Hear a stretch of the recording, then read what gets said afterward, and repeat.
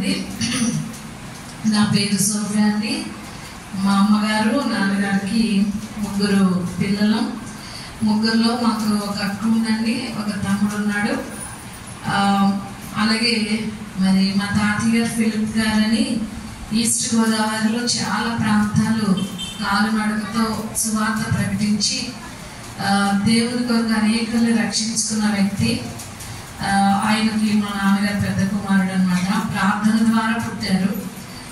అలాగే అమ్మమ్మ తరపు కూడా మా తాతయ్య ఒక మరి సాధువులా ఉన్నారండి చాలా సంవత్సరాలు. తర్వాత ఆయన వల్ల మ్యారేజ్ చేసుకొని ఉద్యోగం కేజీహెచ్ హాస్పిటల్లో టెక్నీషియన్గా జాబ్ చేసేవారు. అది రిజైన్ చేసి దేవుని సేవకు వచ్చారనమాట. విశాఖపట్నం జిల్లాలో ఆయన కూడా మంచి పేరున్న సేవకులండి. ప్రజెంట్ 2 కూడా లేరు, ప్రభు దగ్గరికి వెళ్ళారు. దేవుని స్తోత్రం. అయితే అటువైపు అమ్మ పెద్దది, ఇటువైపు నాన్నగారు పెద్దారు. మేము 3 మంది పిల్లలు.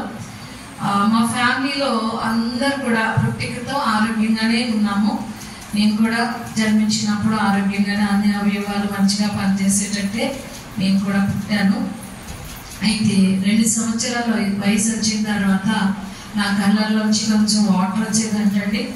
అప్పుడు మా అమ్మ వాళ్ళ అన్నగారు కేజీహెచ్ హాస్పిటల్ తీసుకెళ్ళి కళ్ళు చూపిస్తే ఇది గ్లోకోమా వ్యాధి, ఆపరేషన్ చేయాలి, లేకపోతే భవిష్యత్తులో చూపు పోతుందని చెప్పి కుడికొనికి ఆపరేషన్ చేశారు. నెక్స్ట్ ఎడకొనికి కూడా ఆపరేషన్ చేస్తామని చెప్పారంట. తీసుకొని రమ్మన్నారంట. ఒక కొంత టైం ఇచ్చారంటండి, కొన్ని నెలలు. ఆ లోపు వాళ్ళు ఇంకా తీసుకెళ్ళలేదు. నాకు చూపు కూడా బాగానే ఉంది. నెక్స్ట్ అప్పుడే వాళ్ళు ఏం చెప్పారంటేనంట, మరి తినని చదివించొద్దు, కంటికి శ్రమ కలిగే పనులు ఏమి చేయించొద్దని డాక్టర్స్ ముందే చెప్పారండి. కానీ నాకు 7 సంవత్సరాలు వచ్చాయి. కుడుకను ఆపరేషన్ అయిన తర్వాత ఒక 5 సంవత్సరాలు, మొత్తం మీద నాకు 7 సంవత్సరాల వయసు వచ్చింది. మా తమ్ముడు, మా అక్క అందరూ స్కూల్కి వెళ్తున్నారు. నాకు కూడా వెళ్ళాలని ఆశ కలిగి మా తాతయ్య గారిని అడిగాను, మా నాన్నగారు వాళ్ళ నాన్నగారిని, నన్ను కూడా స్కూల్లో జాయిన్ చేయండి తాతయ్య గారు, చదువుతానంటే నన్ను కూడా స్కూల్లో జాయిన్ చేశారు. జాయిన్ చేసిన తర్వాత నేను చాలా మంచిగా చదివేదాన్ని. మరి మాస్టర్లు కూడా చాలా నన్ను మెచ్చుకొని ఎప్పుడు కూడా బడి మానడానికి వాళ్ళు ఇష్టపడేవారు కాదన్నమాట. ఈ అమ్మాయిని అసలు మానిపించోదని వాళ్ళు. అలాగా నేను 2nd క్లాస్ 3rd క్లాస్కి వచ్చాను. ఈలోపు మా అమ్మగారికి కొంచెం అనారోగ్యం వచ్చి అమ్మమ్మ గారింటికి వెళ్ళిపోయింది. అమ్మమ్మ గారింటికి వెళ్ళాక మమ్మల్ని యానం నుంచి నాన్నమ్మ గారింటికి షిఫ్ట్ చేశారు. అక్కడికి ఇక్కడికి 3 కిలోమీటర్ల దూరం ఉంటుందండి. ఈ 3 కిలోమీటర్ల దూరంలో స్కూల్కి రావడానికి ఒకే బస్సు అన్నమాట. ప్రతిరోజు ఉదయాన్నే ఒకటే బస్సు. ఆ బస్సుకి వచ్చేవాళ్ళం. సాయంత్రం బడి అయిపోయిన తర్వాత వెళ్దామంటే మాకు ఇంకా బస్సు ఉండేది కాదు. అప్పుడు మేము కొంతమంది పిల్లలందరూ నడుచుకుంటూ అలా వస్తూ పరుగులు ఎత్తుకుంటూ నడుచుకుంటూ, ఇంకా పిల్లలం కదా ఆటలు పాటలతో వచ్చేదాన్ని. అలాగే కొద్ది రోజులు అయ్యాక నాకు దూరంగా ఉన్న వస్తువులు కనిపించట్లేదు, దూరంగా ఉన్న వ్యక్తులు గుర్తుపెట్టలేకపోతున్నాను, చిన్న చిన్న అక్షరాలు గుర్తుపెట్టలేకపోతున్నాను. అది ఇంట్లో చెప్పానండి. అప్పుడు నన్ను అనపర్తిలో రెడ్డి డాక్టర్ గారి దగ్గర తీసుకెళ్లారు. తీసుకెళ్ళిన తర్వాత ఆయన టెస్ట్ చేసి, ఇది 7 సంవత్సరాలు దాటే వరకు ఈమెకి కళ్ళు ఉన్నాయి కనుక, చూపు ఉంది కాబట్టి ఆపరేషన్ అయితే వద్దు, ఒక డ్రాప్స్ ఇస్తాను, దాన్ని వాడండి, లైఫ్ అంతా ఆయనకి ప్రాబ్లం ఉండదు, అయితే చదువు అది ఏమొద్దు, శ్రమ పెట్టకుండా కంటికి జాగ్రత్తగా చూసుకోండి అని చెప్పానండి. అయితే మా అమ్మ వాళ్ళ నాన్నగారు మళ్ళా మొదటిసారి నన్ను చిన్నప్పుడు ఎక్కడ ఆపరేషన్ చేయించారో అక్కడికి తీసుకుని వెళ్ళారు. అప్పుడు ఇంకా డాక్టర్ గారు రిటైర్ అయిపోయారు, వేరే హాస్పిటల్ పెట్టుకున్నారనమాట. అక్కడ చూపించాక డాక్టర్ చూస్తున్నారు, అయ్యో మీరు చాలా ఆలస్యం చేశారు, ఇమ్మీడియట్గా ఆపరేషన్ చేశారు, ఈ అమ్మాయికి చాలా బాగాలేదు పరిస్థితి అని చెప్పండి. ఆపరేషన్ అన్నీ రెడీ చేశారు, జాయిన్ చేసుకున్నారు, ఆపరేషన్ డ్రెస్ కూడా వేసారు. నాకు బాగా గుర్తుంది. వేసిన తర్వాత ఆపరేషన్ రూమ్లోకి ఇలాగ అడుగు పెట్టగానే మా తాతయ్య చేతితో పట్టుకున్నారు, డాక్టర్ చేతికి నన్ను ఇలాగా అందిస్తున్నారు అనమాట. అప్పుడు డాక్టర్ చెప్పాడు, ఒకవేళ ఆపరేషన్ అయ్యాక కొన్నిసార్లు కొన్ని ఆపరేషన్ ఫెయిల్యూర్ అయిపోతాయండి, మరి చూపుపోతుంది ఏమంటారండి అని అప్పుడు ఫైనల్ స్టేజ్లో చెప్పాడు. మా తాత ఏం చేశారంటే అదంతా దైవ నిర్ణయము, ఎలా జరిగితే అలా జరుగుతుంది, ఆపరేషన్ చేసేయండి అని చెప్పారు. ఆపరేషన్ అయిపోయింది. అప్పుడు కూడా నేను చాలా బాగున్నాను, నాకు అవి కూడా ఏం ప్రాబ్లం లేదు, చూపు బాగానే ఉందండి. అయితే మా నాన్నగారు వాళ్ళ నాన్నగారికి ఒక హాస్టల్ ఉండే ఒక స్కూల్ ఉందన్నమాట, బ్లైండ్ స్కూల్. కళ్ళు కనిపించలేని వాళ్ళందరికీ చదువు చెప్పించేవారు, భోజనం పెట్టి పట్టించి అది ప్రార్థన భక్తి అన్నీ నేర్పుతూ చదువు చెప్పించేవారు. బ్రైలీ లిపి అనమాట. రోడ్ల మీద ఉన్న అనాథుల్ని, మరి అడుక్కునే వాళ్ళని, అలాంటి వాళ్ళందరినీ తెచ్చి హాస్టల్లో నడిపేవారు. మా తాతయ్య గారు అన్నారు, అమ్మ నువ్వు మీకు మామూలుగా చదవద్దు, వచ్చి మన హాస్టల్లో జాయిన్ అయిపో, ఈ లిపి నేర్చుకున్నా, నీకు కంటికి శ్రమ ఉండదు కదా అని ఆయన అడిగారు. నాకైతే ఇష్టం లేదు, ఎందుకంటే సెలవులప్పుడు ఈ పిల్లల్ని చాలామంది తల్లిదండ్రులు లేని వారు ఆ ఇంట్లోనే మా తాతయ్య గారి ఇంటి దగ్గర ఉండిపోయేవారు అనమాట. ఎందుకంటే సెలవులైనా కూడా వాళ్ళకి ఎవ్వరు లేరు తీసుకెళ్ళడానికి, అందుకు వాళ్ళు అలా ఉండిపోయేవారు. వాళ్ళతో మేము ఆడుకుంటూ ఉండేవాళ్ళం. నేను ఇప్పుడు నన్ను ఎలా చూస్తున్నాను, నేను వాళ్ళని అలా చూసేదాన్ని, చేయి పట్టుకొని చేయి కడిగించి భోజనం అలాగే హెల్ప్ చేసేదాన్ని. మళ్ళీ నేను వాళ్ళతో చదవాలి అంటే నాకు ఏదో కొంచెం బాధ అనిపించి చదవనంటే బ్రతిమలాడి నన్ను జాయిన్ చేశారండి. సరే అని చెప్పి చాలా రోజులు నేను ఆ హాస్టల్కి సెట్ అవ్వలేదన్నమాట. ఆ స్కూల్ అంటే నాకు మానసికంగా ఇష్టం ఉండేది కాదు, అందుకని సెట్ అవ్వలేదు. చదివేదాన్ని, బాగా చదివేదాన్ని. మా సొంత స్కూల్ కాబట్టి నన్ను అక్షరాలు నేర్పించేసి బ్రైలీ లిపిలో ఫస్ట్ క్లాస్ లేకుండా సెకండ్ క్లాస్, ఫోర్త్ క్లాస్ అలా జంప్ చేసేవారు అన్నమాట. అయితే ఒక 2-3 సంవత్సరాల తర్వాత నేను ఇంకా అలాగే అంటే ఎవరితో మాట్లాడడం అనేది ఉండేది కాదు. ఇంకా మానసికంగా ఏదో ఒక వేదన, ఏదో ఒకలాంటి దిగులు అనమాట. ఈ స్కూల్ టైంలో లంచ్ టైంలో అందరూ భోజనంకి వెళ్తే నేను వెళ్ళేదాన్ని కాదు. ఓ బల్ల మీద కూర్చొని ఆ బల్ల మీద అలా తల పెట్టుకొని ఏదో ఆలోచించుకుంటూ అలాగా నిద్రపోయేదాన్ని. అలా ఒకరోజు అక్కడ ఒక రూల్ ఉందండి. ఆ రూల్ ఏంటంటే ఒక లీడర్ ఉండేవాడు అనమాట. ఆ లీడరు రోజుకి ఒక లీడర్ ఉంటాడు. ఆ లీడర్ ఏం చేస్తాడంటే 2:15 గంటలకు వచ్చి బెల్ల కొడతాడు. ఆ బెల్ల అంటే ఒక ఎత్తడిది ఇనుము లాంటిది తప్పడగా ఉంటుంది, అలాగ వైద్య పెడతారండి. ఇంకో సుత్తు లాంటిది పట్టుకెళ్ళి దాని మీద ఒక బెల్ కొడతాడు, ఒక్కసారి కొడతాడు. అప్పుడు అందరూ బుక్స్ పట్టుకొని రెడీ అయిపోవాలి. ఇంతలోగా ఈ బెల్ కొట్టినాడు ఏం చేస్తాడంటే బల్లలన్నీ తుడుస్తాడు. అయితే అక్కడ అందరూ గుడ్డోలే, సగం కనిపించిన వాళ్ళు, అస్సలు కనిపించలేని వాళ్ళు, ఇలాగ రకరకాల చూపులతో మొత్తం వాటిను వంటలు తప్ప టీచర్స్ దగ్గర నుంచి స్టూడెంట్స్ అందరూ బ్లైండ్ అనమాట, గుడ్డి వాళ్ళే. అయితే నేను అలా పడుకున్నప్పుడు బెల్ కొట్టాడు. నాకు తెలియదు బెల్ కొట్టడం కూడా, నేను నిద్రపోయాను. నెక్స్ట్ ఈ బల్లని శుభ్రం చేయడానికి వస్తున్నట్టున్నాడు నేను ఊహించుకుంటున్నాను. అసలు నాకు ఏ విధంగా జరిగిందని తెలియదు కానీ నేను అనుకుంటున్నాను అలాగని. ఆ అబ్బాయి చేతులు అసుతుండే ఉంటుంది, అది నా కన్నుకి గుచ్చుకుపోయి ఉంటుంది అనమాట. నేను నిద్రలో ఉన్నాను, ఇలా పడుకొని కన్నుకి గుడుకొనికి తగిలేసింది గట్టిగా. తగలడంతో నేను కళ్ళు లేచానండి. కళ్ళు ఇప్పుదామంటే వాటర్ వచ్చేస్తుంది, నొప్పి వచ్చేస్తుంది, ఏం చేయాలో అర్థం అవ్వట్లేదు. ఇంకా ఏడుస్తున్నాను అనమాట. అప్పుడు మా చిన్నాన్నగారి మాకు వార్డెన్ అనమాట. ఇలాగ అమ్మాయికి దెబ్బ తగిలిందంటే గబగబా వచ్చి నాకు మన సహాయంతో ఇంటికి పంపిస్తే నన్ను కాకినాడ రాజు డాక్టర్ హాస్పిటల్ తీసుకెళ్తే ఆయన చూసి ఇది చాలా గట్టి దెబ్బ, రక్తం గడ్డగడిపోయింది, మీరు అర్జెంట్గా మరి కన్ను తీసేయాలి అదేదని చెప్తున్నాను.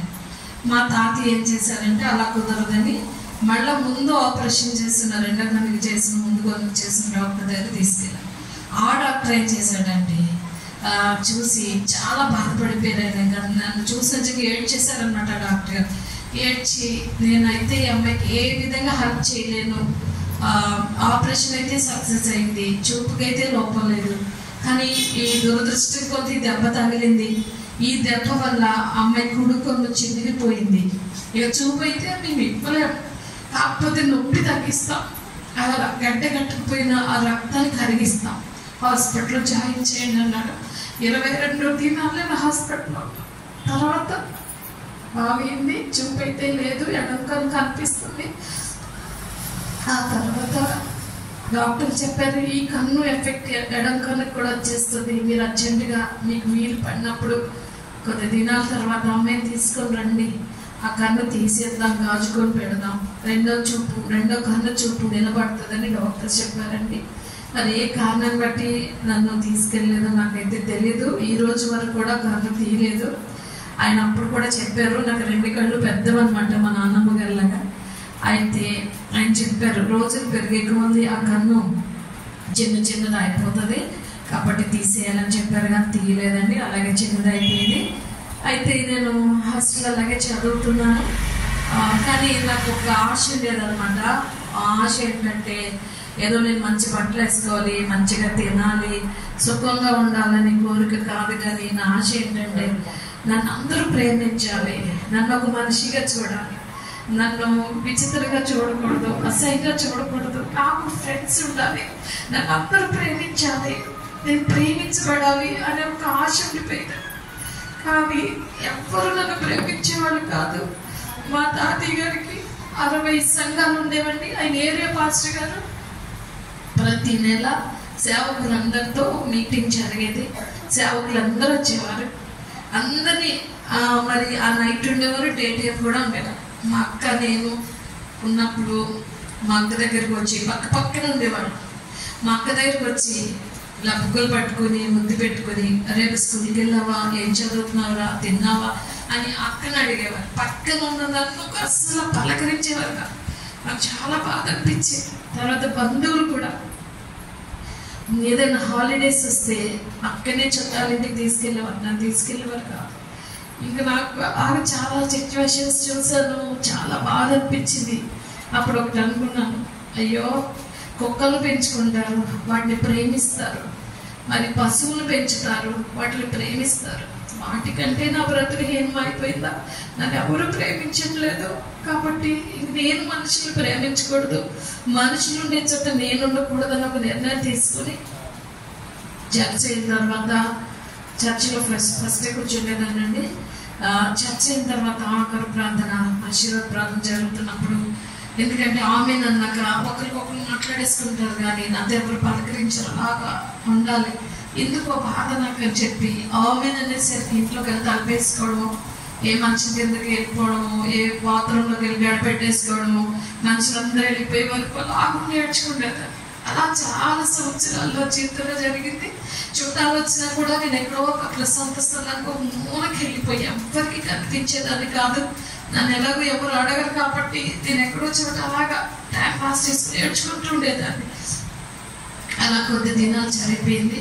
ఈలోపు మా అక్కకి మ్యారేజ్ అయిందండి. ఈలోపే నాకు భక్తి అయితే, దేవుడి మీద భక్తి అయితే చాలా ఎక్కువ అనమాట. చిన్నప్పటి నుంచి కూడా ఉపవాసాలు ఉండడం, ప్రార్థన చేసుకోవడం, మంచి చేయడం, ఎవరికైనా ఏదో ఒక రకంగా ఉపయోగపడాలని ఆశ, కానీ అవకాశం ఉండేది కాదు. మంచితనం ఇచ్చాడు, భక్తి ఇచ్చాడు, ప్రార్థన ఇచ్చాడు దేవుడు. మరి 14వ సంవత్సరంలో బాప్తిజం పొందాను. 7వ సంవత్సరంలో మరి ఉపవాసం స్టార్ట్ చేశాను. 10వ సంవత్సరంలోనే పరిశుద్ధాత్మ అన్ని భాషల అభిషేకాన్ని పొందుకున్నాను. అన్ని విషయాల్లో భక్తిలో అయితే ఓకే అండి, కానీ మనసులో ఏదో బాధ, ఏదో వేదన, ఒంటరితనం, చాలా రాత్రులు ఏడ్చుకోవడం, ఏదో నాకు మ్యాచ్ అయ్యే పాటలు నేర్చుకోవడం, ఆ పాటలు పాడుకుంటూ నా బాధ అంతా నేర్చుకొని పాడుకుంటేదాన్ని. అలా ఆ పాటలు మ్యాచ్ చేసుకుంటూ అలా చాలా దినాలు గడిచిపోయాయి. 1992లో అక్కడికి మ్యారేజ్ అయింది. అక్కడ అయిపోయింది. ఇంక నేను ఒక్కదాన్ని, తమ్ముడు చిన్నాడు, ఒక్కదాన్ని ఏం చేయాలో అస్సలు అక్కుంటే పని ఏదో తనతో కొంచెం కాలక్షేపం అయ్యింది. ఇంకొక్కదాన్ని ఉండలేక ఏం చేశానంటే, ఒకరోజు ఆగస్టు 17వ తారీఖు అండి, 92వ సంవత్సరం సోమవారం ఉదయం 9 గంటలకు మాకు చిన్న పాక ఉండేది. పాకలో చిన్న పాడైపోయిన ఒక సోఫా ఉండేది. దానిలో కూర్చొని అలాగా ఆలోచిస్తున్నాను, ప్రభువా ఈ లోకంలో సృష్టి అంతా మీరు చేశారు కదా, మీరు చేసిన సృష్టిలో ప్రతి ఒక్కటి నీకు ఉపయోగపడతా ఉంది. గాలికి పని, ధూళికి పని, గడ్డికి పని, పని లేని వస్తువు అంటే ఇది లేదు. నన్ను ఎందుకు చేసావయ్యా? నా వల్ల ఎవ్వరికి పని లేదు. నాయన నన్ను ఎందుకు ఇలా చేసావు, ఎవరికి ఉపయోగపడలే నీ జీవితం నాకు ఎందుకు ప్రభా అని అలాగ ఆలోచిస్తున్నానండి. ఈ లోపల అందరూ స్తోత్రం చెప్తాం సార్. ఈ లోపు ఒక మనసు అంటుంది నా హృదయంలోంచి, అవునవును నువ్వెవ్వరికి ఉపయోగపడవు, ఎందుకు బ్రతుకుతున్నావు, నువ్వు అర్జెంటుగా చచ్చిపో అంటుందండి. ఇంకో మనసు అనిపిస్తుంది, లేదు లేదు దేవుడు జీవం కలిగిన వాడు, ఆయన పోలికలో నిన్ను చేసుకున్నాడు, ఆయన మాట్లాడతాడు, ఆయనతో గడుపు, నువ్వు చావద్దు అని ఇంకో మనసు చెప్తాడు. ఏం చేయాలో నాకు అర్థమవుక గదిలోకి వెళ్ళి మోకరించి తలుపేసుకొని చేతులెత్తి ఏడుస్తూ ప్రార్థన చేస్తున్నానండి. ప్రభువా, మనుషులకి పక్షపాతం ఉంటుంది, దేవుడు అన్నవారికి పక్షపాతం ఉండదంటారు. అసలు పక్షపాతం అంటే ఏంటి? ఒకరినొకరిలా చేయడమే కదా, ఒకరినొకరిలా చూడడమే కదా. నా ఫ్యామిలీలో అందరినీ బాగా చేసావు, నన్ను ఎందుకు ఇలా చేసావు? ఇది పక్షపాతం కాదా? నేను ఏం చేశాను నీకు? నా తల్లి కడుపులో పడుతున్నప్పుడే నేను పాపం చేశానా? నాకు తెలియకుండా ఎందుకు నన్ను చేసావు? నాకు ఎందుకు ఈ జీవితం? నాతో మాట్లాడు, నువ్వు బ్రతకమంటే నేను బ్రతుకుతాను, లేకపోతే నేను చచ్చిపోతాను ప్రభు అని చెప్పి ఎన్ని గంటలు ఏడ్చానో నాకు తెలియదండి. చేతులెత్తి చాలా గంటలు ఏడ్చి మధ్యాహ్నం 3 అయిపోయింది, 3:30 అయిపోయింది. ఏడవడానికి ఓపిక లేదు, చేతులు ఎత్తడానికి ఓపిక లేదు, అలసిపోయాను. ఇంకా మౌనం అయిపోయి దేవుడు లేడు, దెయ్యం లేదు, ఎవ్వరు లేదు, అన్నీ అబద్ధాలే. చర్చ్, బైబిల్, పాస్టర్లు అన్నీ అబద్ధాలే. కాబట్టి ఇంకా దేవుడు ఉంటే ఈ లోపే మాట్లాడేవాడు, దేవుడు లేడు కాబట్టి మాట్లాడట్లేదు. నీకెందుకు బ్రతకాలి, ఎవరి కోసం బ్రతకాలి, నేను చచ్చిపోవాలి అని ఒక నిర్ణయం తీసుకొని బయటకు వచ్చానండి. కళ్ళు గడుపుకున్నాను, ఎలా చావాలని వెతుకుతున్నాను కానీ ఈ ఆలోచన ఎలా చావాలో తెలియట్లేదు. ఒక పాయిజన్ తెచ్చుకోవాలంటే నాకు నేనుగా షాప్కి వెళ్ళలేను, ఎవరు నీకు హెల్ప్ చేయరా, నాకు కొంచెం విషయం ఇవ్వరా అంటే ఎవరు ఇవ్వరు. ఏ నూతులోనో గోతులోనో పడిపోవాలంటే అక్కడ కూడా ఎవరో ఒకరు తీసుకెళ్ళాలి, అలా కూడా నాకు అవకాశం లేదు. మరి ఎలా చచ్చిపోను, నేను ఎలా చావాలి, నేను చచ్చిపోవాలి కానీ ఎలా చావాలి అని ఆలోచిస్తుంటే నువ్వు కరెంట్ షాక్తో చచ్చిపోను ఒక ఆలోచన వచ్చింది. మా చర్చిలో మా మెయిన్ కరెంట్ వైర్లు అవన్నీ కొంచెం కిందకుండేవండి. అప్పుడు నాకు నిజమే కరెంట్ షాక్ అయితే ఏ గొడవ ఉండదు, క్షణాల్లో చచ్చిపోవచ్చు, ఇంకా అసలు ఇబ్బంది ఉండదు కదా, అలా చేద్దాం, వీళ్ళందరూ ఎప్పుడు పడుకుంటారు, ఎప్పుడు నిద్రపోతారో అప్పుడు నేను లేచి వెళ్ళి అవి పట్టుకొని చచ్చిపోవాలి అని నిర్ణయించుకుని, అమ్మాయ నాకు ఇంకా చచ్చిపోయాక నాకు విశ్రాంతి వస్తుంది, నేను మంచిగా ఉంటాను అని అనుకుంటూ జరిగిపోయినవన్నీ తలుచుకుంటూ ఏడుస్తున్నాను అన్నమాట. అయితే నాకు ఒక ఆశ ఉండేదండి, నాకు ఒక అలవాటు అనమాట. చిన్నప్పటి నుంచి వచ్చిన దగ్గర నుంచి నాకు ఒక అలవాటు ఉండేది. ఆల్ ఇండియా రేడియో విషయం అనే వాక్యాన్ని మానకుండా వినేదాన్ని అనమాట. ఎక్కడున్నా జర్నీలో ఉన్నప్పుడు వినేదాన్ని. అలాగా 7-5 నిమిషాలు అయిందండి, నాకు ఆశ కలిగింది. ఫైనల్గా చచ్చిపోయే ముందు ఒక్కసారి దేవుని వాక్యం విని చచ్చిపోదామని అనిపించి రేడియో తెచ్చుకొని బలిపెట్టిన దగ్గర పెట్టి, ఆ బలిపెట్టిన కింద మోకాలు వేసి బలిపెట్టి మీద చేతులు ఆడుకొని అలా ఇంట్రెస్ట్గా వాక్యం విందామని రేడియో అరేంజ్ చేసుకున్నాను. ఆఫ్ చేశానండి. 7-5 నిమిషాలు అయిపోయామండి. ఎప్పుడు కూడా జోషి గారు, అప్పట్లో జోషి గారు చెప్పేవారు వాక్యం, పి జోషి గారు. ఆయన ఒక లెటర్ చదివి లేకపోతే ఒక ప్రేయర్ చేసి ఒక సాంగ్ ఇచ్చి అప్పుడు వాక్యం స్టార్ట్ చేసేవారు. కానీ ఆ రోజు రైట్ టైం పెట్టానండి. పెట్టడమే కొన్ని మాటలు వినబడుతున్నాయి. దానికి ఆ టైంలో నాకు ఎలా ఉందంటే నా పొట్టంతా టైట్ అయిపోయి ఊపిరి పీల్చడం కూడా కష్టమైపోయి ఏదో బాధ, ఏదో బరువు, అసలు సంతోషం లేదు, ఏదో ఒకలాంటి ఇబ్బందిలో ఉన్నాను అనమాట. నేను ఆ వాక్యం పెట్టాను, అదే రేడియో పెట్టాను, ఆయన వాక్యం చెప్పట్లేదు, పాట ఇవ్వలేదు, లెటర్ చదవలేదు, పెట్టడమే. ఆయన ఏం చెప్తున్నారంటే, నా ప్రియ యవన చెల్లి, నువ్వు ఆత్మహత్య చేసుకోవాలనుకుంటున్నావా? నీ వల్ల ఎవ్వరికి ఉపయోగం లేదనుకుంటున్నావా? నువ్వు పైకి భక్తిగానే ఉన్నావు కానీ దేవుని శక్తిని ఆశ్రయిస్తున్నావా? మనుషులు ప్రేమ కొరకు ఆరాటపడుతున్నావా అని ఇలాంటి మాటలు చెప్తున్నాడండి. ఇదేంటిది యవ్వన చెల్లి అంటున్నాడు. అప్పటికి నాకు కరెక్ట్గా 19 సంవత్సరాలు. నేను యవనస్తురాల్ని, యవన చెల్లి అంటున్నాడు, ప్లస్ ఆత్మహత్య అంటున్నారు, మనుషులు ప్రేమ అంటున్నారు, పై పైకి భక్తిగా ఉన్నావు, శక్తి లేదంటున్నాడు. నిజమే, నేను ఉదయం చేసిన ప్రార్థనకి ఇప్పుడు ఆన్సర్ చేస్తున్నాడు దేవుడు. ఇది దేవుడే నాతో మాట్లాడుతున్నాడు. నేను పైకి భక్తిగానే ఉన్నాను, కానీ శక్తి లేదు నాకు. అందుకనే చచ్చిపోవాలనుకున్నాను. అందుకే మనుషుల కొరకు ఎదురు చూశాను. నిజమే, నేను తప్పు చేశాను. ఎన్నాళ్ళు బ్రతికాను, కానీ ఆ బ్రతికలో జీవం లేదు. దేవుడి కోసం బ్రతకలేదు, నా కోసం నేను ఆలోచించుకుంటే బ్రతికాను. నేను బ్రతకాలి, ప్రభు కోసం ఏదో ఒకటి చెయ్యాలి అనే ఆశ. ఆ రోజు ఆ మాటలు వింటుంటే నా హృదయం అంతా ఖాళీ అయిపోయి, తేలికైపోయి, ప్రశాంతత వచ్చి, అప్పుడు ఆ మాటలతో నేను ఒక నిర్ణయం తీసుకున్నాను. ప్రభు, నేను చావను నాయన, నేను బ్రతుకుతాను. అది నీ కోసం. నెలలైనా, రోజులైనా, సంవత్సరాలైనా నీ కోసం నన్ను బ్రతికించు ప్రభా, నేను చావను తండ్రిని ఒక నిర్ణయం తీసుకున్నానండి. దేవుని స్తోత్రం, హల్లెలూయా. అప్పుడు వెంటనే ఆ రాత్రి ఇంకా పెరిగాను కదా, ఆత్మహత్యలేదు. నెక్స్ట్ రోజు దేవుడి కోసం ఏదో చేయాలని ఆశ. ఆ నెక్స్ట్ రోజు కూడా సాతాను చెప్తుంది, నువ్వేం ఉపయోగపడలేవు, నీకు మాటలు రావు, పాటలు రావు, ఏమీ తెలియదు, ఏడుపు తప్ప నీకు ఏమీ రాదు, కాబట్టి నువ్వు దేవుని కోసం బ్రతకలేవు, వేస్ట్గా బ్రతికేసావు ఒక రాత్రి, ఆలోచించుకో, చావు, చచ్చిపో అనిపిస్తున్నాను. అయ్యో ఇదేంటిది అని మళ్ళా నేను ఆలోచించుకున్నాక మళ్ళా నైట్ వాక్యించిన దేవుడు నాతో మాట్లాడారు. అలాగా ప్రతిరోజు కూడా నేను ఏది అనుకుంటే అది వాక్యంలోంచి దేవుడు నాతో మాట్లాడుతుండేవాడండి. దేవుని స్తోత్రం చెప్తాం. శుక్రవారం ఉపవాసం ఉండి ప్రార్థన చేస్తూ ఉంటే ఒక ఆవిడ వచ్చి నాతో పాటు ప్రార్థన చేసుకుని, ప్రార్థన అయిన తర్వాత ఒక దర్శనం చెప్పింది. అది నీకోసం అన్నది. నేను పెద్ద పట్టించుకోలేదండి. శనివారం వచ్చింది, ఆదివారం వచ్చింది. ఆదివారం ఆరాధన అండి. మా మావి పెళ్ళైన కొత్త. ఆ వీక్ ఆ రోజు మా మావి ఉన్నారు నా దగ్గర. మా మావితో వాక్యం అయిపోయింది. లాస్ట్ ప్రేయర్ జరుగుతుంది అనమాట. అప్పుడు నేను అనుకున్నాను, ఒక ఆవిడ మా చర్చిలో ఉండేదండి, పరిశుద్ధాత్మ అన్య భాషల్లో బాగా ఆవిడ అభిషేకంతో నింపబడింది.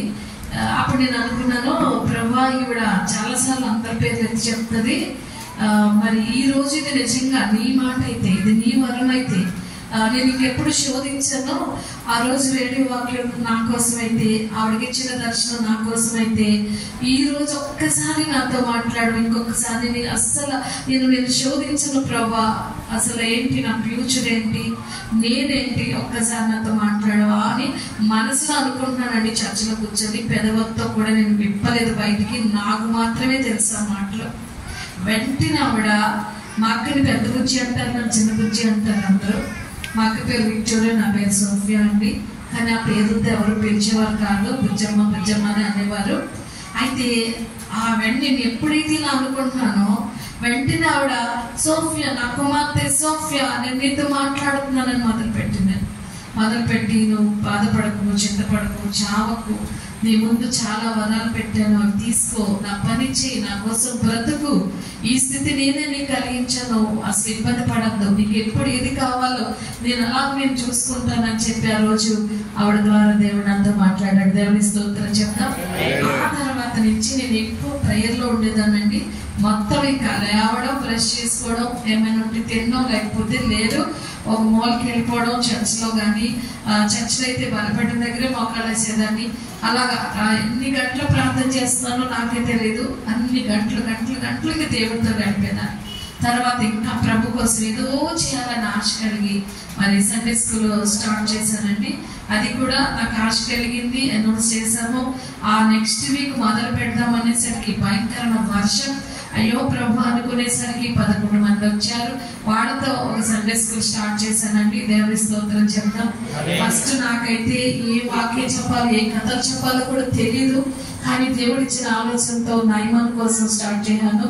తర్వాత ప్రభుని అడిగాను, ప్రభా మరి నేను ఇంటికి వెళ్ళలేదు, ఎవరితో మాట్లాడలేను, మరి కాబట్టి మీరే నాకు అవకాశాలు ఇవ్వాలి, మీరే నాకు హెల్ప్ చేయాలి ప్రభా, సండే స్కూల్ అభివృద్ధి చేయండి అంటే ఫస్ట్ రోజు వచ్చిన వాళ్ళు 11 మంది అయితే, తర్వాత 15 మంది, తర్వాత 22 మంది, అలాగ స్ట్రెంత్ పెరిగిపోతా ఉండేవారండి. దేవుని స్తోత్రం. ఆ తర్వాత యవనస్తులతో కలిపి, నా వయసు పిల్లలందరితో కలిపి దేవుని కొరకు ప్రార్థన చేయాలి, ఏదో ఒక మీటింగ్ పెట్టుకోవాలని ఆశ అన్నమాట. ఆడ మా యూత్ పిల్లలందరితో మాట్లాడాను. అమ్మ మరి శనివారం గంట మనం అందరం కలిసి ప్రేయర్ చేసుకుందామా అంటే అలాగే అని చెప్పి వాళ్ళు వచ్చేవారు. ఫస్ట్ అయితే ప్రార్థనతో స్టార్ట్ చేశానండి, తర్వాత పాటలండి, ఆ తర్వాత ఏదో కీర్తన చదువుకునే వాళ్ళం. అప్పుడు వాళ్ళు అన్నారు, సౌమ్య నువ్వు కొంచెం వాక్యం చెప్పొచ్చు కదా అంటే నాకు అసలు రాదు, నేను చెప్పలేనని అనేదానండి. ఆ తర్వాత నాకు తెలియకుండానే చర్చ్లో డ్రమ్ తీసి ఏదో ఇళ్ళలా కొట్టడం, అలాగా డ్రమ్ కొట్టడం వచ్చింది, పాటలు పాడడం వచ్చింది, ధైర్యం వచ్చింది, యూత్ మీటింగ్ లీడ్ చేయడం వచ్చింది, సండే స్కూల్. ఆ తర్వాత మా తాతయ్య గారి దాకా వెళ్ళింది. మా తాతయ్య గారు కూడా ఏం చేశారంటే ఆయనకు ముందు ఒక 10 నిమిషాలు, ఒక పావు గంట ఏదో మాటలు దేవునికి ఏమిస్తే ఆ మాటలు చెప్పమ్మా అనేవారు. ఆయన చాలా పెద్ద ఆయన చూస్తే అందరూ గడగడలు ఆడిపోయేవారండి. అక్కడ బండి ఆపితే ఇక్కడ అంతా చాలా మునిగిపోయేవారు అనమాట జనాలు, దేవుళ్ళలా చూసేవారు మా తాతయ్య గారు. మాకు కూడా అంతే భయం అయిందంటే, ఆయన ముందర మాట్లాడాలంటే ఎంతో భయం అనమాట. అయినా ఒక పెద్ద అవకాశం ఇస్తున్నారని చెప్పి లేచి అలాగ ఏదో 2 మాటలు చెప్తే దాన్ని డెవలప్ చేస్తూ మా తాతయ్య గారు చెప్పేవారు. అయితే నేను చెప్పిన 4 మాటలు కూడా అందరి హృదయాల్లో అవి ప్రింట్ అయ్యేవి, అందరికి ఇష్టమయ్యేవి. అలాగ దేవుడు నన్ను అభివృద్ధి చేస్తూ వచ్చారు. తర్వాత 97వ సంవత్సరం జనవరిలో నేను 6వ తారీఖు నుంచి ఫిబ్రవరి 16వ తారీఖు వరకు 41 రోజు రాత్రి పగలు ఏం తినకుండా త్రాగకుండా ప్రభు సన్నిధిలో ఉపవాసం ఉన్నానండి. మా ఫ్యామిలీలో తాతయ్య గారి తర్వాత 40 రాత్రి పగలకు ఏమీ తాగకుండా ఉపవాసం ఉన్న వాళ్ళు నేను ఫస్ట్ అనమాట. అయితే అప్పుడు నాకు 23 సంవత్సరాలు. మరి చాలా అద్భుతంగా మరి ఆ ప్రేయర్స్ దేవుడు జరిగించి, అప్పుడు దేవుడు నాకు లైఫ్ అంటే ఏంటి, నెక్స్ట్ ఏం జరుగుతుంది, ఏ విధంగా దేవుడు నన్ను పరిచర్యలో వాడుకుంటారనే దర్శనాలు, కళలు, మరి ప్రవచనాలు, స్వరము, తాకిడి, ఆయన ప్రత్యక్షత, అన్ని రకాల మరి ఆత్మీయ ఆశీర్వాదాలన్నీ నేను ఆ 40 దినాల్లో పొందుకున్నానండి. దేవుడి స్తోత్రం చెప్దాం. అంతలోనే నా గురించి ఎవరికి తెలిసి ఎలా తెలిసిందో పిలిచేవారు. దేవుడు అద్భుతాలు ఎక్కడ ప్రార్థిస్తే అక్కడ అద్భుతాలు చూచిక్రియలు దేవుడు చేయడం మొదలెట్టాడు. ఆ తర్వాత 31st వచ్చిందండి, నేను ముగించేస్తున్నాను. 31st వచ్చిందండి. 31st నైట్ మా తాతయ్య గారు వచ్చి వాక్యం చెప్పేవారు. 4 సంఘాల వాళ్ళు అక్కడ కలుస్తారనమాట. ఆ టైంలో మా తాతయ్య గారికి ఏదో బాగోక నాకు కబురు చేశారు, ఈరోజు నువ్వే వాక్యం చెప్పాలమ్మా అని. అది 100 మంది మధ్యలో ఫస్ట్ టైం అనమాట. అయ్యో బాబోయ్ నేను ఎలా చెప్పాలి ఇంతమందికి అనేసి నేను చాలా భయపడి ప్రార్థన చేసుకుని ఫలించే చెట్టు కోసం మరి దేవుడిచ్చే తలంతో నేను మొదలు పెట్టానండి. ఆ రాత్రి చెప్పిన వాక్యం యానం కదిలించింది. ఉదయానికి ఎన్ని ఫోన్ కాల్స్ అంటే చెప్పలేనండి. ప్రతి ఒక్కరూ ఫోన్లు చేయడం, రావడం, నన్ను చూడడం, వెళ్ళడం. దేవుడి స్తోత్రం చెప్తాం. ఆ రకంగా దేవుడు నన్ను సేవలోకి తీసుకొచ్చాడు. ఇంకా చెప్పడానికి చాలా విషయాలు ఉన్నాయి కానీ నేను వాక్యంలోకి వెళ్తానండి. అయితే మా తాతయ్య గారికి నేనైతే దృష్టిలో లేను, నేను మైనస్ అండి. కానీ దేవుడు ఒక రాత్రి ఆయనతో మాట్లాడి నన్ను చూపించి మరి నా దగ్గర ఉండమని చెప్తే ఆయన పరిచర్య అంతా నాకు చెప్పి నా నెక్స్ట్ నువ్వే చూసుకోవాలి, ఇది నీకే దేవుడు ఇమ్మని చెప్పాడు. కాబట్టి దేవుని పేరట నేను నీకు ఇస్తున్నాను, చాలా కేర్ఫుల్ గా జాగ్రత్తగా యవ్వనంలో ఉన్నావు, చాలా జాగ్రత్తగా సేవను ముందుకు సాగించని చెప్పి నన్ను ఆశీర్వదించి కొద్ది దినాలు నేను చనిపోవడం జరిగింది. ఆ తర్వాత ప్రజెంట్ మరి సంఘాలన్నీ నేను చూస్తున్నానండి. మరి సంఘాలు కట్టించుకోవడం, చూసుకోవడం, నడిపించుకోవడం, ఏ టు జెడ్ అన్ని. అయితే ఒకప్పుడు ఎదురుగా ఉన్న పలకరించే వాళ్ళు కాదు మనుషులు. ఈ రోజు నన్ను వెతుక్కుంటూ వచ్చేలా దేవుడు చేశాడు. దేవుని స్తోత్రం. ఈ రోజు నన్ను ప్రేమించిన వాళ్ళు ఎవ్వరు ఉండరండి. ప్రతి ఒక్కరు కూడా నాకు ఎంతో మంది తల్లుల్ని, తండ్రుల్ని, ఆత్మీయుల్ని, అభిమానుల్ని, స్నేహితుల్ని, ఆర్కెస్ట్రా వాళ్ళని, అలాగే క్యాటరింగ్ వాళ్ళని, కిరాణా వాళ్ళని, అంటే పరిచర్యకి ఏంటి అవసరం అనే అన్ని కూడా దేవుడు ఉచితంగా నాకు అనుగ్రహించాడు. దేవుని స్తోత్రం. ఇలాగా మరి ఒక చర్చికి వెళ్తే అక్కడ ఎవరైనా వాక్యం వింటే వాళ్ళ హృదయాలు తెరవబడితే వాళ్ళు వేరే చర్చికి తీసుకెళ్తే అలాగున నేను చాలా ప్రాంతాలకు వెళ్ళడానికి దేవుడు కృపనిచ్చాడు. దేవుని స్తోత్రాలండి. మరి అదే కారణాన్ని బట్టి మరి ఆ ఆశీర్వాదంతో ఆ పిలుపుతోనే మరి మీ సేవకులకు దేవుడు ఆ గుర్తింపు జ్ఞానాన్ని ఇచ్చి ఆ తలంపునిచ్చి నన్ను ఈ స్థలానికి నడిపించినందుకు దేవుని స్తోత్రాలు. ఇంకొక చిన్న మాట ఏంటంటే, నేను ఏ బైబిల్ ట్రైనింగ్కి వెళ్ళలేదు. ఒకసారి బెంగళూరు వెళ్ళాలని సిద్ధపడ్డానండి, తీసుకెళ్లే వాళ్ళు లేకపోయారు. రెండోసారి అవకాశం వచ్చింది, తీసుకెళ్లే వాళ్ళు ఉన్నారు. అయితే మా నాన్నమ్మ గారికి కాలు చేయబడిపోయింది. నేను ఆవిడ పరిచయం చేసేదాన్ని. ఆవిడ ఏం చేశారంటే నన్ను వెళ్ళొద్దని ప్రతిమలాడి ఏడ్చింది అనమాట. నువ్వు వెళ్ళొద్దమ్మా అంటే అప్పుడు దేవునికి ప్రార్థన చేశాను, ప్రభు అవకాశం వచ్చింది నాయన, మరి నాన్నమ్మ వెళ్ళొద్దంటూ ఏం చేయాలి ప్రభు అంటే దేవుడు ఏమని మాట్లాడాడంటే, నేను పరిచర్య చేయడానికి వచ్చాను కానీ చేయించుకోవడానికి రాలేదు. మీలో ఎవరైనా గొప్పవారు అవ్వాలంటే దాసులుగా ఉండండి, మరి ప్రముఖులు కావాలంటే పరిచారకులుగా ఉండండి అనే మాటతో దేవుడు నన్ను దర్శిస్తే ఇక నేను బైబిల్ ట్రైనింగ్స్ ఎక్కడికి వెళ్ళలేదు. ప్రార్థనలు ఉపవాసాలు అండి. ప్రతి ఇయర్ లాస్ట్ 40 దినాలు కూడా ప్రతిసారి 92వ సంవత్సరం నుంచి ఈ రోజు వరకు ఫాస్టింగ్స్ ఉండడానికి దేవుడు కృపనిచ్చాడు. ఈ ఒక 3 సంవత్సరాల నుంచి అయితే ఆ 40 రాత్రులు కూడా పగలంతా వేరే మీటింగ్స్ ఉన్న, నైట్ అంతా చర్చిలో ఒక మీటింగ్ పెట్టి రోజుకు ఒక సేవకుని పిలిచి మరి వాక్యం చెప్పించే ఆ విధంగా దేవుడు నడిపిస్తున్నాడు. దేవుని స్తోత్రం అండి. కాబట్టి తాతయ్య గారి ద్వారా దేవుడు ఇచ్చిన అవకాశం బట్టి, అలాగే మరి పరిచర్యకు అదే ట్రైనింగ్ వెళ్లకుండా పరిచర్యే ఒక భాగ్యంగా దేవుడు, పెద్దలకు సేవ చేసుకోవడమే ఒక ట్రైనింగ్ గా దేవుడు తెలియపరిస్తే నేను అలా చేశాను. అయితే బైబిల్ ఎక్కడేముందో కూడా నిజానికి నాకు తెలియదు. నేను అసలు బైబిల్ చదవను. ఎందుకంటే నా లిపిలో బైబిల్ చదివే అంటే బైబిల్ అంతా ప్రింట్ అవ్వలేదండి. ఏదో ఒక్కొక్క బుక్ అనమాట. అది కూడా చదవాలంటే ఒక వచనం చదవాలంటే ఒక పావు గంట పట్టుద్ది, తడుక్కొని అలా చదవాలన్నమాట. అందుకని నేను ఎప్పుడో ఒకసారి చదువుతాను. అయితే నేను చెప్పే ప్రతి వాక్యం కూడా ప్రార్థన చేసుకుంటాను ముందు. ప్రభా, ఈరోజు ఆదివారం నీ ప్రజలకు ఏం చెప్పాలంటే దేవుడు ఒక వాక్యం ఇస్తాడు. ప్రభా, ఈరోజు ఒక బయటకు వెళ్తున్నాను తండ్రి, నీ పేరుతో ఏం చెప్పాలి నాయన అంటే ఏదో ఒక మాట గుర్తు చేస్తాను. ఆ మాటను బట్టి అలాగ ఆయన గుర్తు చేస్తూ ఉంటారు. నేను మాట్లాడుతూ ఉంటాను. ఆ టైం అయిపోగానే ఆ మాటలు ఆగిపోతే నా మాటలు కూడా ఆగిపోతాయి. దేవుని స్తోత్రం చెప్తున్నాను. కాబట్టి మరి నేను మీ సేవకులంత గొప్పదాన్ని కాదని ఒప్పుకుంటున్నాను. నాకైతే ఏమీ తెలియదు. పరిశుద్ధాత్మదేవుడు ఏ మాటలు ఇస్తే ఆ మాటలు ఈరోజు నేను మీతో మాట్లాడడానికి ఇష్టపడుతున్నానండి. బైబిల్ గ్రంథంలో వచ్చండి సామెతల గ్రంథం 9వ అధ్యాయము. సామెతల గ్రంథం 9వ అధ్యాయము మొదటి మాట చదువుదామండి.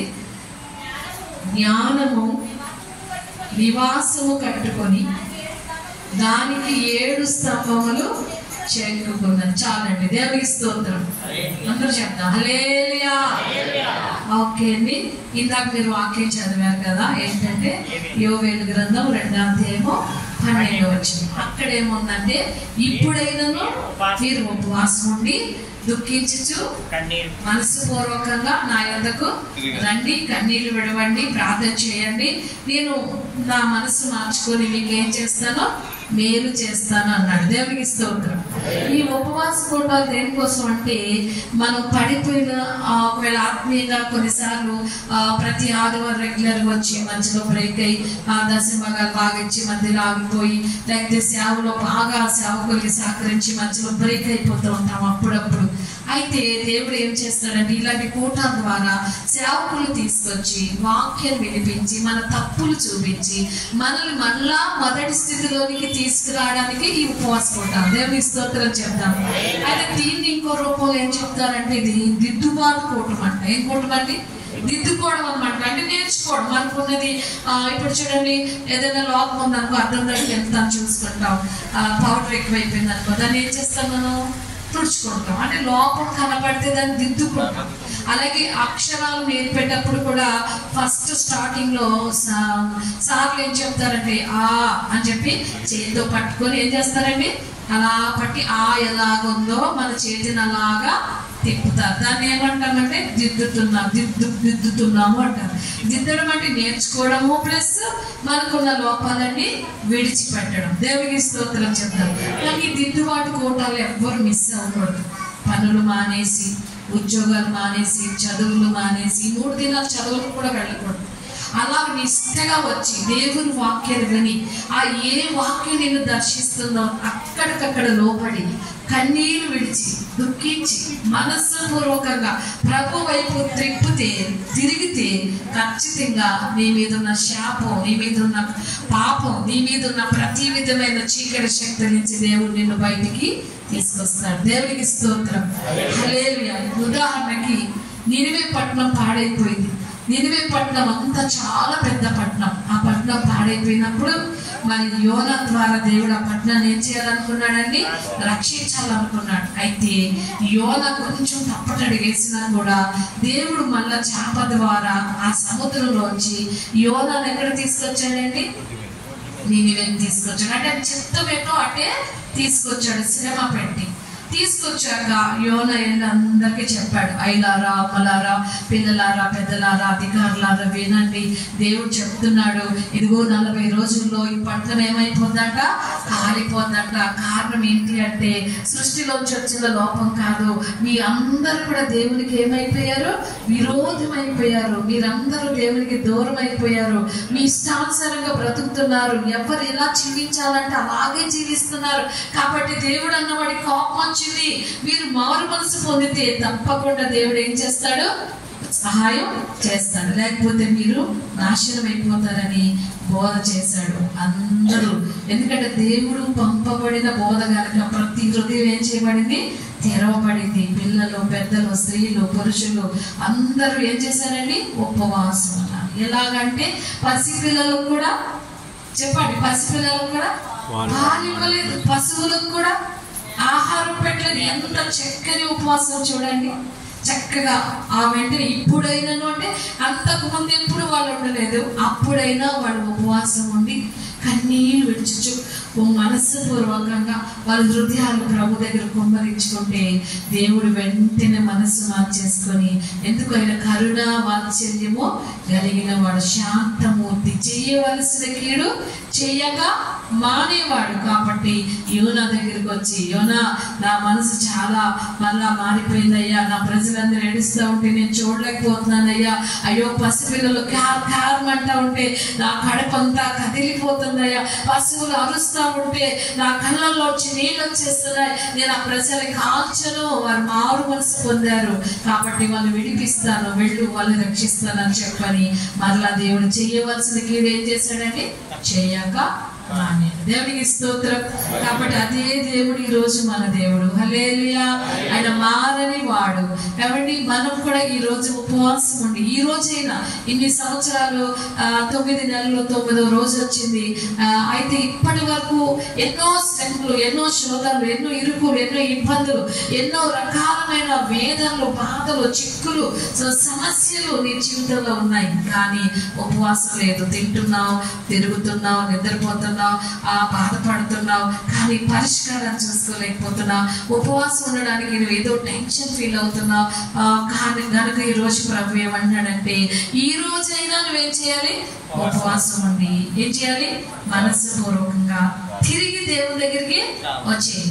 అప్పుడు నీ ఇంట్లో ఉన్న పరిస్థితులన్నీ మారిపోతాయి, నీ జీవితంలో ఉన్న పరిస్థితులన్నీ మారిపోతాయి. కానీ ఈ రోజు వరకు ఉపవాసం లేని వాళ్ళు ఉదయం నుంచి ఉపవాసం స్టార్ట్ చేయండి. దేవునికి స్తోత్రం చెప్తాం.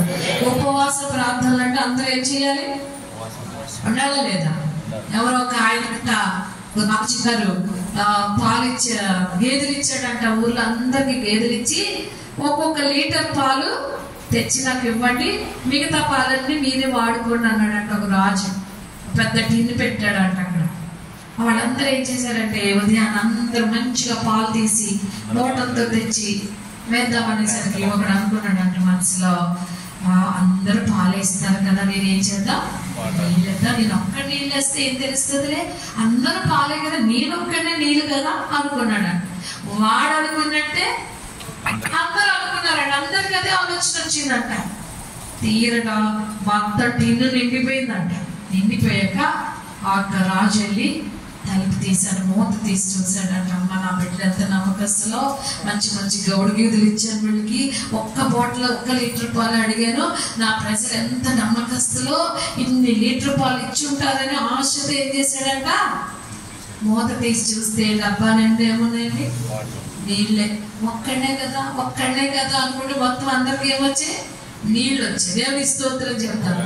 కాబట్టి మనం ఏమనుకుంటామంటే ఒక 100 మందిలో నేను ఒక్కడిని ఉపవాసం ఉండకపోతే ఏమైపోయిందిలే, ఈ 30 మందిలో నేను ఒక్కడిని ఉండకపోతే ఏమైందిలే అని అలా అందరూ ఒక్కళ్ళు అనుకుని అందరు తినేసి వచ్చామనుకోండి, ఉపవాస ప్రార్థనలు అవుతాయా? చెప్పండి, అవుతాయా? ఉపవాస ప్రార్థన అనిపించదు. దేవునికి స్తోత్రం చెప్తాం. పరిశుద్ధాత్మ దేవుడు పని చేయడు, మన జీవితాల గొప్ప కార్యాలు చూడలేమాట. కాబట్టి ఒకవేళ ఈ రాత్రి వరకు ఉపవాసం ఉండకపోతే, ఈ సంవత్సరంలో ఒక్కసారైనా ఉండకపోతే ట్రై చేయండి. మీ జీవితాలు ఈ రాత్రి ప్రార్థన చేసి, ప్రభువా రేపు నుంచి నేను ఉపవాసం ఉండాలనుకుంటున్నాను. ఒకవేళ 3 days ఉండకపోతే 2 days ఉండకపోతే 1 day ప్రభువా నేను ఖచ్చితంగా ఉంటానని చెప్పి ఎవరి స్తోమతను బట్టి, ఎవరి శక్తి బలాన్ని బట్టి వారు ప్రభు దగ్గర మనసును అప్పగించుకుని ఉపవాసాలు ఉంటే ఆ నినివే పట్టణానికి దేవుడు ఏ రకమైన కీడు తప్పించాడో నీ ఇంటికి కూడా అలాగే దేవుడు సహాయం తప్పకుండా చేస్తాడు. దేవునికి స్తోత్రం. హల్లెలూయా. ఇది మీరు ఇందాక చదివిన వాక్యం కోసం చెప్పాను. ఇప్పుడు దేవుడు నాకు ఇచ్చిన మాటలు ఒక 4-5 మాటలు, అంటే నేను 7 మాటలు తెచ్చుకున్నాను. 7 మాటలు కూడా మీకు చెప్పేసి త్వరగా ముగిస్తాను. ఎవరిని విసిగించాను, ఎవరు విసిగిపోకండి, నిద్రపోకండి. దేవునికి స్తోత్రం చెప్దాం. వద్దండి, మాకు మీరు తెచ్చిన 7 మాటలు 2 చాలన్న వాళ్ళు గట్టిగా దేవునికి స్తోత్రం చెప్దాం. Very good. అలాగే మాకు 2 కాదండి, కొన్ని 4 అయినా చెప్పండి, మిగతా 3 వద్దులేండి అన్న వాళ్ళు ఇంకా గట్టిగా దేవుని స్తోత్రం చెప్దాం. హల్లెలూయా ఉన్నారు. ఓకే, అలా కాదులే, ఎలాగో వచ్చారు కదా మళ్ళీ ఏమో వస్తారో లేదో, కాబట్టి 7 మాటలు చెప్పండి అన్న వాళ్ళు దేవుని స్తోత్రం చెప్పండి. Very good. మీకు ఇష్టం ఉన్నా లేకపోయినా మగ మాటలు కూడా అలాగే చెప్తా ఉంటాం కదా. ఓకే అండి, ఇక్కడ మన సామెతల గ్రంథాల్లో ఒక మాట చదువుకున్నాం. ఏంటంటే జ్ఞానము నివాసము కట్టుకోవడానికి ఎన్ని స్తంభాలండి? 7 స్తంభాలు చెక్కుకుందంట. దేవునికి స్తోత్రం చెప్తాం. ఈ గ్రంథము ఎవరు రాశారు?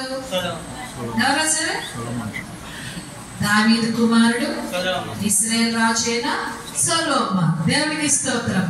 ఈ సొలొమోనుకి జ్ఞానం ఎవరిచ్చారు? దేవుడే ఇచ్చాడు. ఒక రాత్రి దేవుడు వచ్చి సొలొమోనుకి ఏం కావాలంటే, సొలొమోను ప్రభువా నాకు ఇల్లు లేదు, నాకు వాకం లేదు, నాకు అతి లేదు, నాకు ఇది లేదు అనలేదు. ఏమన్నాడంటే, ప్రభువా నాకు జ్ఞానము కావాలి. దేవునికి స్తోత్రం చెప్తాం. అప్పుడు దేవుడు చాలా హ్యాపీ ఫీల్ అయ్యి జ్ఞానంతో పాటు సర్వ సంపదలు అతనికి దేవుడు ఇచ్చాడు. అయితే దేవుడు ఇచ్చింది ఏదైనా మంచిది, దేవుడు ఇచ్చింది ఏదైనా చాలా అది అవసరమైంది అనమాట. కాబట్టి దేవుడిచ్చిన ఈ జ్ఞానంతో సొలొమోను గారు ఆచి అనుభవించి ఆయన మనకి రాసి పెట్టిన మాటల్లో ఒక మాట ఏంటంటే, జ్ఞానము నివాసము కట్టుకుని దానికి 7 స్తంభాలు చెక్కింది. జ్ఞానం చాలా అవసరం అండి. ఏది అవసరం? జ్ఞానం. ఇప్పుడు కళ్ళు ఎంత అవసరమో జ్ఞానం చాలా అవసరం అన్నమాట. జ్ఞానం లేకపోతే, జ్ఞానం లేని పనులు చూస్తే కంటికి పొగ, పంటికి పులుపు. దేవునికి స్తోత్రం చెప్తాం. చాలా ఇబ్బందికరంగా ఉంటాయి వాళ్ళు మాట్లాడే మాటలు, వచ్చేసి పనులు, వారి క్రియలు, వారి ఆత్మీయ జీవితం ఇవన్నీ చూస్తామంటే అస్సలు నేర్చుకోవాల్సింది ఏముండదు. మనకి అసలు వినబుద్ధి అన్నమాట. కనుక ఈ లోక జ్ఞానం కాదు కానీ దేవుని జ్ఞానం కలిగిన వారు, మరి ఆ జ్ఞానం ఆత్మీయంగా చాలా అది అవసరం. అయితే ప్రభు ఏమన్నాడంటే, మీలో ఎవరికైనా జ్ఞానము కొదువుగా ఉంటే నన్ను అడగండి, నేను మీకు ఇస్తాను. అసలు జ్ఞానం ఎలా వస్తుందంటే, దేవుని యందు భయభక్తులు కలిగి ఉన్న వాళ్ళకి దేవుడు ఏం చేస్తాడంట? జ్ఞానాన్ని, తెలివిని వరంగా ఇస్తాడంట. హల్లెలూయా, హల్లెలూయా. కాబట్టి దేవుడిచ్చిన జ్ఞానము ఇహ సంబంధమైన వాటి కోసం ప్రయాసపడదండి. ఏం తిందామా, ఏం త్రాగుదామా, ఏం సంపాదిద్దామా, ఎవరిని తీరుదాం, ఎవరిని కొడదాం, ఇలాంటివి ఇలా అసలు ఉండదు అనమాట. దేవుని జ్ఞానం ఎప్పుడు కూడా కడతాది కానీ కోల్చదు. అది రక్షిస్తుంది కానీ శిక్షించదు. అది పై వాటిని వెతుకుతుంది కానీ కింద వాటిని వెతకదు. కనుక దైవ జ్ఞానం కలిగి ఉండడం మనందరికి చాలా అవసరం అండి. దేవునికి స్తోత్రం. హల్లెలూయా. కనుక దైవ జ్ఞానం. అందుకే ఇదే సొలొమోను 14వ అధ్యాయంలో ఏమంటాడంటే, జ్ఞానవంతురాలు తన ఇల్లు కట్టుకుంటది, 3 రాళ్ళు తన ఇల్లు ఏం చేస్తుందంట? ఓడ పెరుగుకుంటుందండి. జ్ఞానం లేని వాళ్ళంతా పోగొట్టుకుంటారు, జ్ఞానం ఉన్న వాళ్ళు సంపాదించుకుంటారు. దేవునికి స్తోత్రం. క్రీస్తుతో మనం లేపబడిన వాళ్ళమైతే ఏం వెతుకుతాం? పై వాటినే వెతుకుతాం. పైన ఏముంది? పరలోక రాజ్యం ఉంది. దేవునికి స్తోత్రం చెప్తాం. పరలోక రాజ్యం అంటే ఏంటి? నీతి, సమాధానము, పరిశుద్ధాత్మలో ఆనందమే దేవుని రాజ్యం. దేవునికి స్తోత్రం. అది భోజనము పానము కాదు గనుక మనము ఇహ సంబంధమైన జ్ఞానం కాదు కానీ పర సంబంధమైన జ్ఞానం కొరకు మనం ప్రయాస పడాలి. అది వరంగా ఇమ్మని దేవుని మనము అడగాలి. దేవునికి స్తోత్రం. ఆయన నీతిని రాజ్యమును మనం మొదట వెతికితే వెనకాలన్నీ ఆయన ఏం చేస్తాడంట? మనకి ఏం కావాలో ఇస్తాడు. ముందు మనం ఏం వెతకాలి? పరలోక రాజ్యాన్ని గురించిన విషయాలు, నీతిగా ఉండడం కొరకు, అలాంటి విషయాల కొరకు వెతికితే అప్పుడు నీకు ఏం కావాలి? నీ కూతురికి పెళ్ళి అవ్వాలా, నీ అప్పులు తీరాలా, నీ రోగం పోవాలా, నీ అవసరతలు తీరాలా, ఏంటి నీ సంగతి అనేది అడగకుండానే దేవుడు మనకి ఇస్తాడంట. దేవునికి స్తోత్రం. హల్లెలూయా. అయితే ఈ జ్ఞానము పరలోక సంబంధమైన వాటిని కడతాదన్నమాట. మనం చాలా మంది ఏమనుకుంటామంటే భూమి మీద ఇల్లు కట్టుకున్నందుకు, స్థలాలు కొనుక్కున్నందుకు, పొలాలు కొనుక్కున్నందుకు చాలా హ్యాపీ ఫీల్ అవుతాం. ప్లస్ అవండి నాకు ఎంత భూమి ఉందండి, ఇన్ని గేదెలు ఉన్నాయండి, ఇన్ని ఇల్లులు ఉన్నాయండి, ఇంత చదువుకున్నామండి, మా పిల్లలు ఇంత పెద్ద ఉద్యోగం చేస్తున్నారని ఈ భూమి మీద ఉన్న వాటి వరకే మనం అతిశయిస్తూ ఉంటాం. అయితే భూమి మీద ఉన్నవి ఏవైనా మనకి అశాశ్వతమైనవి. ఎలాంటివండి? అశాశ్వతమైన. శాశ్వతమైతే అస్సలు కాదు. మనం ఎంత గనులమైనా ఇంట్లో చచ్చిపోతే మన ఇంట్లో వాళ్ళు మన నుంచి ఏం చేస్తారు? బయటికి తీసేస్తారు. ప్లస్ వాళ్ళు కూడా ఆ ఇంట్లో ఉండడానికి ఇష్టపడట్లేదు. దేవునికి స్తోత్రం చెప్తాం. కానీ ఈ లోకంలో ఇల్లు, వాకలు ఎన్ని అవసరమే మనకి. ఎందుకంటే ఆకాశ పక్షులకు ఆయనే గూళ్ళు ఇచ్చాడు, నక్కలకు ఆయనే పొరెలు ఇచ్చాడు, మనుషులందరికీ స్థలాలు, ఇల్లులు, పొలాలు ఇచ్చిన వాడు ఆయనే. అవి ఉండాలి కానీ ఆ వాటి కొరకు మాత్రమే మనం ప్రయాసపడకూడదు. పరలోకంలో కూడా మనకి స్థలం ఉందా లేదా, పరలోకంలో నేను ఒక గృహం కట్టుకుంటున్నానా లేదా, పరలోకం నేను చనిపోయిన తర్వాత పరలోకి వెళ్తే ఎక్కడ ఉండాలి, అక్కడ నాకు స్థలం ఉందా లేదా, ఇల్లు ఉందా లేదా అని జ్ఞానము కలిగిన వారు ఏం చేస్తారంట? ఆలోచన చేస్తారు. దేవునికి స్తోత్రం. యేసు ప్రభు కూడా యోహాను సువార్త 14వ అధ్యాయంలో ఏం చెప్పాడంటే, ఇదిగో నా తండ్రి ఇంట అనేకమైన నివాసాలు ఉన్నాయి, లేకపోతే నేను మీతో చెప్తాను. నేను మీకు స్థలము సిద్ధపరచ వెళుతున్నాను, నేను ఎక్కడ ఉండాలో మిమ్మల్ని కూడా అక్కడే ఉంచాలని వెళ్తా ఉన్నాను. దేవునికి స్తోత్రం. అంటే పరలోకంలో ఇల్లు కావాలి మనకి, పరలోకంలో స్థలం కావాలి.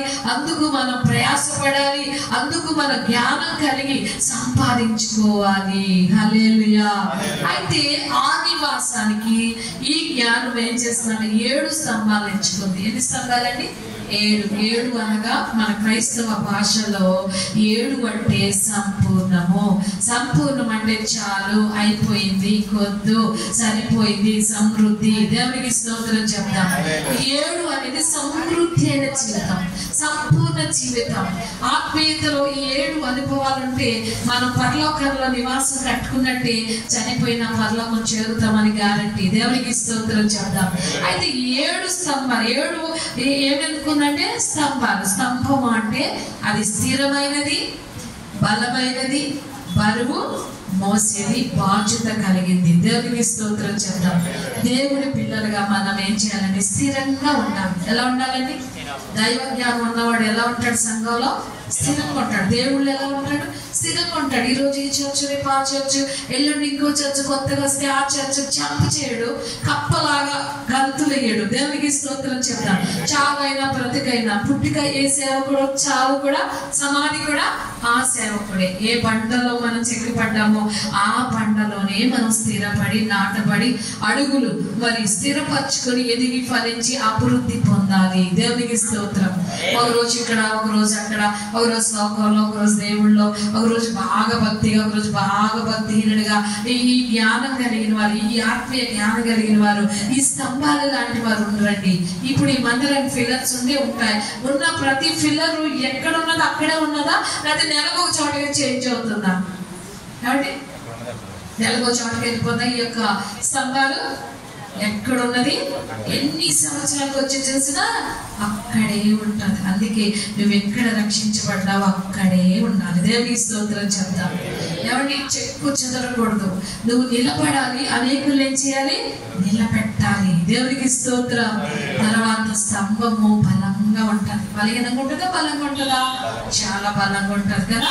కాబట్టి వాన వచ్చినా, వరద వచ్చినా, తుఫాన్ వచ్చినా, ఇప్పుడు పెద్ద తుఫాన్ అని చెప్పారు.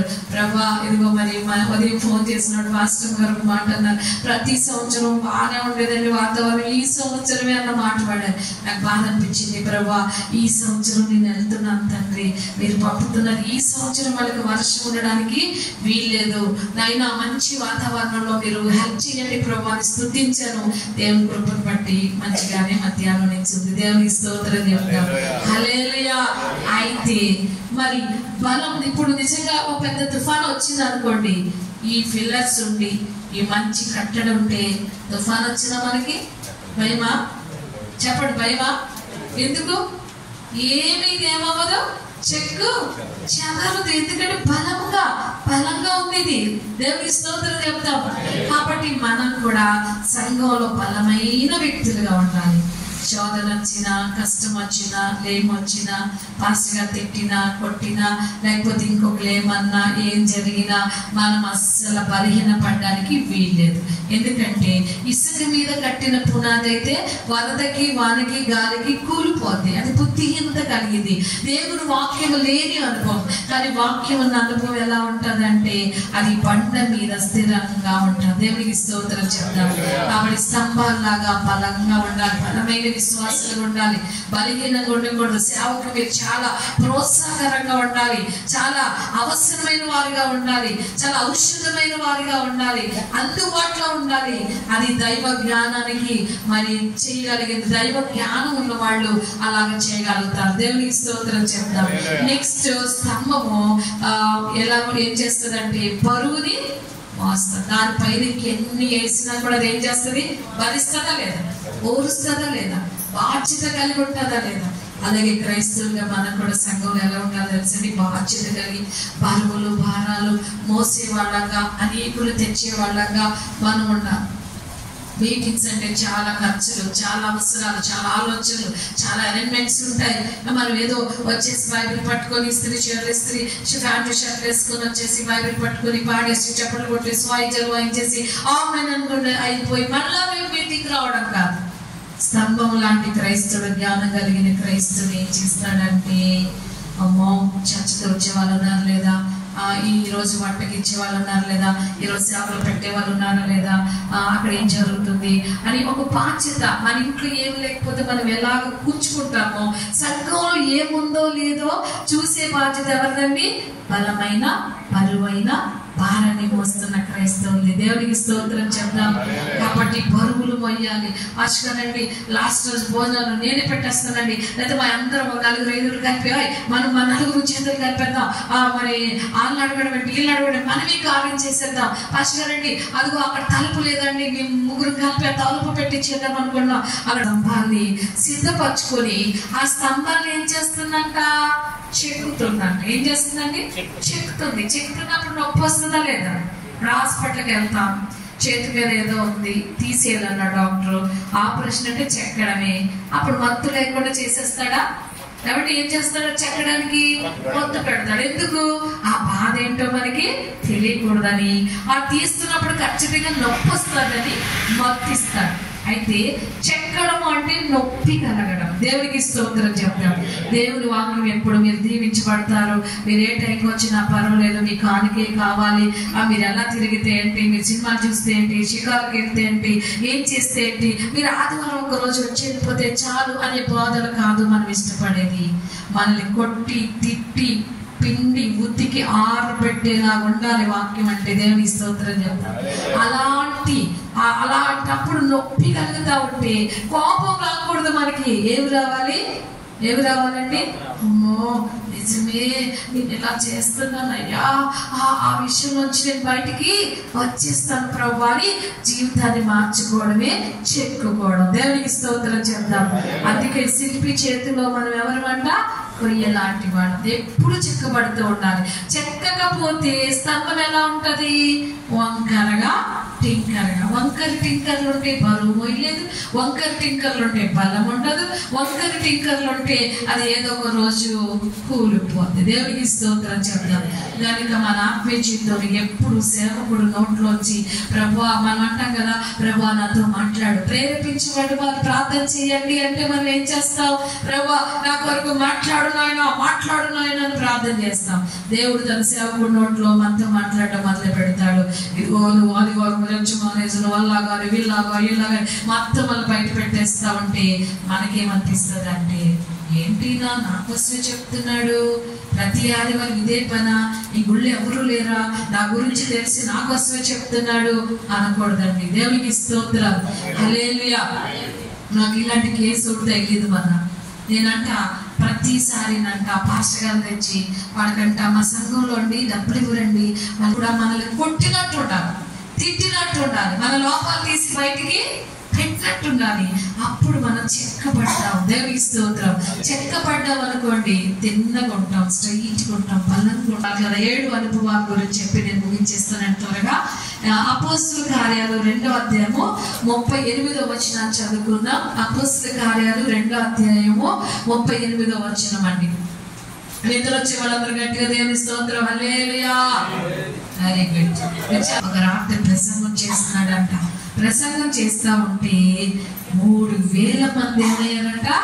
బాప్తిసం పొందారంట. ఎన్ని రాత్రులకి? ఏమండి, ఎన్ని రాత్రులకి?